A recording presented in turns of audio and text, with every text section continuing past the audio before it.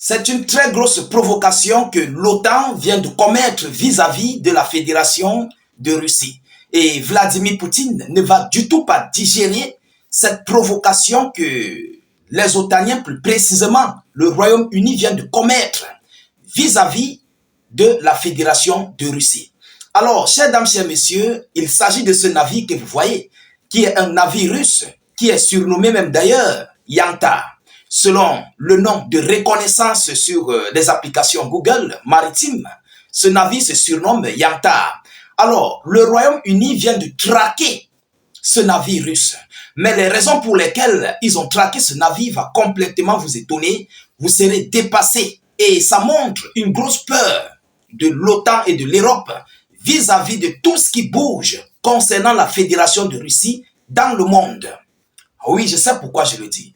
Alors, mesdames et messieurs, avant d'arriver sur les raisons de la traque de ce navire, incessamment, les OTANiens, la France et ses alliés ont complètement fait des provocations à la Fédération de Russie du côté de la mer Baltique. Cette mer qui est proche des pays baltes, tels que la Lituanie, la Lettonie, l'Estonie, ce sont des pays baltes. Alors, il y a un conflit hybride qui se passe là-bas et les OTANiens, l'Europe veut s'imposer catégoriquement à cette localité du territoire. Alors, il y a eu une situation avec des aéronefs russes et des avions de combat françaises qui ont complètement contrecarré cette situation face aux Russes. Alors, je reviendrai avec une autre vidéoconférence là-dessus. Mais, concernant ce navire, quelles sont les raisons qui, ici, ont été émises à ce navire russe? Alors, c'est ce que nous allons voir dans cette vidéoconférence qui est même d'ailleurs en train de faire remonter les autorités russes. Alors, avant de continuer, veuillez vous acquitter à vos droits de contribution, partagez au maximum cette vidéoconférence, mettez-la surtout partout à travers le monde, sécurisez la vidéo avec un maximum de j'aime. Mettez cette vidéo dans tous les groupes possibles. Notre objectif, c'est d'informer le million de personnes. Et nous sommes là, évidemment, pour que vous et tous les autres, Africains et panafricains, tout le monde entier, soient informés avec des informations vraies, vérifiées et vérifiables. Mesdames et messieurs, mettez aussi beaucoup de commentaires, abonnez-vous à nos différents canaux et activez les cloches de notification pour ne plus rater nos prochaines vidéos d'actualité. Alors, quelles sont les multiples raisons qui poussent les OTANiens, plus précisément le Royaume-Uni, à traquer un navire russe? Mesdames et messieurs, selon les informations officielles, alors on nous dit qu'un navire espion russe, ils qualifient ce navire d'espion. Vous comprenez? Ce sont les OTANiens, la Grande-Bretagne. Ils qualifient le navire russe Yanta d'espion. Alors, ils disent qu'un navire russe espion traqué dans la manche de la Royal Navy.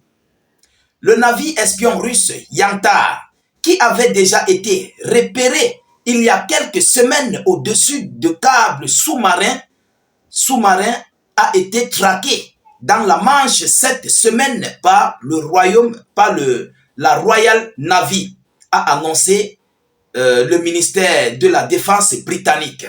Donc, selon eux, ils disent que comme ce navire a côtoyé en fait les zones de la mer Baltique, ils disent que ce navire est un navire espion et que ce navire en fait partie des navires qui ont coupé des câbles sous-marins. Vous savez que au niveau des pays baltes, il y a des câbles sous-marins, des câbles énergétiques qui ravitaillent l'Europe et certaines parties du globe terrestre. Alors, cette zone baltique, cette zone balte, donc cette mer Baltique, a déjà eu à avoir plusieurs cas de coupure des câbles sous-marins. Mais les OTANiens, en fait, ne savent pas qui est réellement à cette cause. Ils ne savent pas qui a émis ou bien qui commet ces différents actes. Vous comprenez? Je crois que ça fait déjà 2 à 3 reprises que les câbles sous-marins ont été coupés là-bas. Ah oui. Incessamment, ils ont attrapé un navire chinois. Ils avaient même d'ailleurs traqué un navire russe. Ah oui, qu'ils soupçonnaient. Et par rapport à ce qui se passe de ce côté-là, mesdames et messieurs, ça crée de sérieuses tensions, de sérieuses grosses tensions.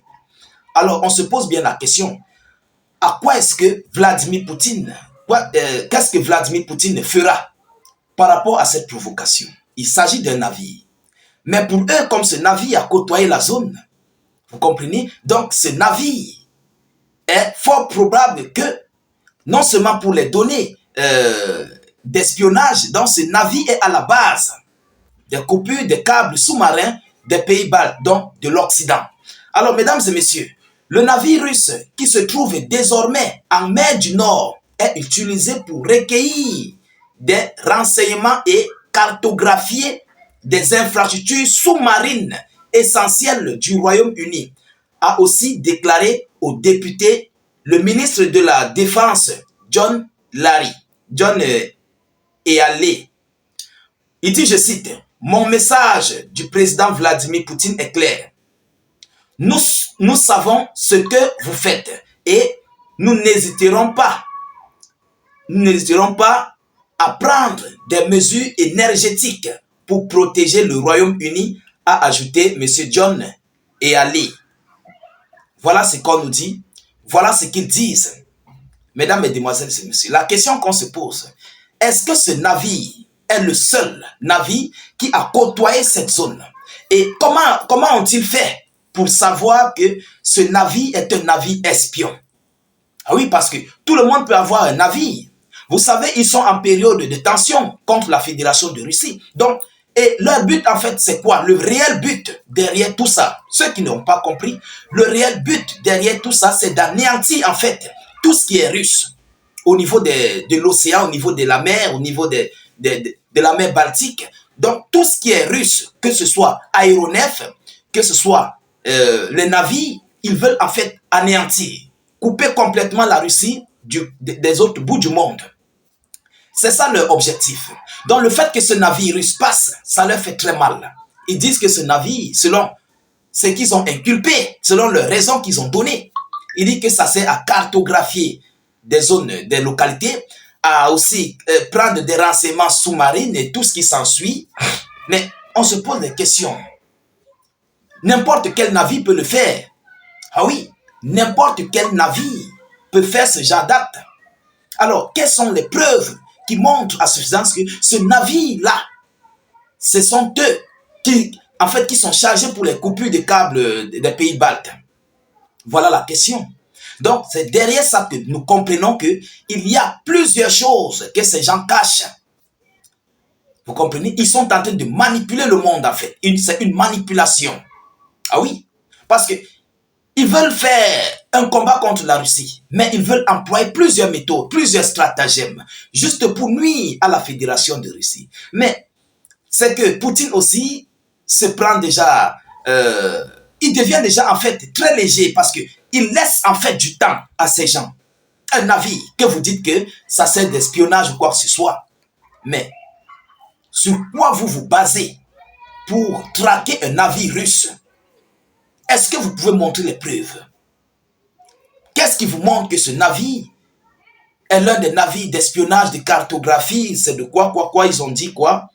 Mesdames et messieurs, donc utilisé pour recueillir des renseignements, la cartographie et les infrastructures, des infrastructures sous-marines essentielles, tout ça. À quoi est-ce que ça va servir? Vladimir Poutine a des sous-marins invisibles, des sous-marins fantômes. Vous comprenez? S'il faut faire ce genre de travaux, je crois que ce sont des sous-marins qui peuvent bien le faire.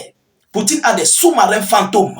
Ceux qui ne le savent pas, il a des sous-marins, je dis fantômes, qui peuvent aller là-bas, vous n'êtes même pas au courant de son existence à travers vos côtes. Je dis sous-marins fantômes que les radars ne parviennent pas à récupérer.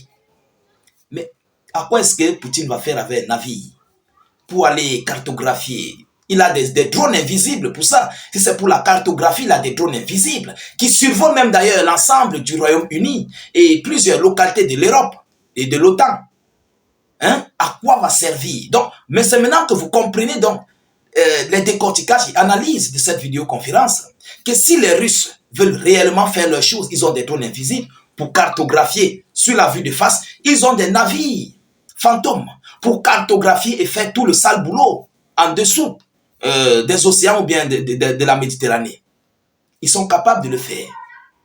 Alors, Ce que le Royaume-Uni vient de faire, c'est juste une provocation d'anéantissement en fait des objets marins et aéronautiques russes. Parce que ça ne s'est pas arrêté seulement sur le domaine marin, sur ce navire, non.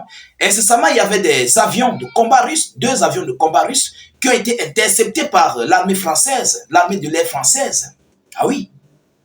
Alors, mesdames, mesdemoiselles et messieurs, voilà ce que les Otaniens sont aujourd'hui en train de faire comme provocation à la Russie. Et j'espère que lorsque les Russes agiront, on ne dirait pas que non, Vladimir Poutine a provoqué, il a fait. Voilà le moment où tout le monde doit noter, partager et garder dans vos archives que lorsque ça arrivera, vous allez juste repartager pour que le monde entier comprenne que ces gens avaient provoqué les Russes. Et les Russes sont très doués dans cet art du jeu d'échecs et maths. Parce qu'ils veulent en fait faire mettre un échec sur la Fédération de Russie à tous les niveaux. Limiter en fait la Russie dans le commerce maritime. C'est pourquoi ils s'attaquent aux navires russes. Limiter la Russie dans le commerce gazier. C'est pourquoi ils passent le temps à frapper sur les infrastructures de gaz des dépôts russes. Vous comprenez? Et limiter la Russie, couper complètement la Russie du bout du monde. C'est ça en fait leur objectif. Et affaiblir la Fédération de Russie. Économiquement.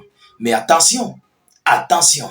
Même si c'est un conflit à haute intensité, ils ne pourront pas. Parce que ce monsieur que vous provoquez là, c'est un monsieur qui sait comment frapper et où frapper. Et oui, il faut qu'on se dise des vérités, mesdames et messieurs. Alors, nous continuons de suivre cette actualité le plus près que possible. Nous ne manquerons pas de vous tenir informés de la suite de cette actualité de votre côté. Partagez la vidéoconférence à travers les 4 coins du globe. Continuez de vous abonner à nos différents canaux YouTube et Facebook. N'hésitez non plus de mettre beaucoup de commentaires. Même si vous n'avez rien à écrire, vous pouvez écrire « Salut état d'urgence » en commentaire ou encore « Vive la paix dans le monde ». Je vous reviens tout à l'heure pour une prochaine série d'actualités. Soyez encore salués une fois de plus. Ciao, ciao.